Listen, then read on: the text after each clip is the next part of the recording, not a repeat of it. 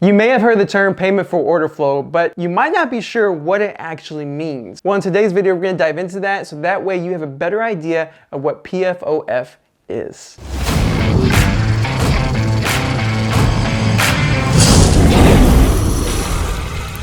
So what is payment for order flow? Well, to keep it simple, it's when you place an order, that order goes to your broker to sell it to a third party, a market maker, and that market maker pays your broker for that order. And then they execute your order at their own time and at their own price. Meaning, you might get a worse execution price or a slow execution. Now, there's a huge debate on, is this good for new investors? Well, on one hand, you have the Robinhooders, where Robinhood has payment for order flow, meaning they do sell their orders to a third party. That creates free commissions, meaning new investors who might not have a lot of cash, they can trade freely without paying commissions every time they trade. So there's the benefit. However, the con is you may not get the best price, so you could be at a disadvantage. You could also get a slower execution. So if a stock is really moving fast and you press the buy order at $50, in 3 seconds it's at 60, that might not seem a lot of time, but if you get executed at $50.50, that's a major difference of what you're trying to get because you had a slow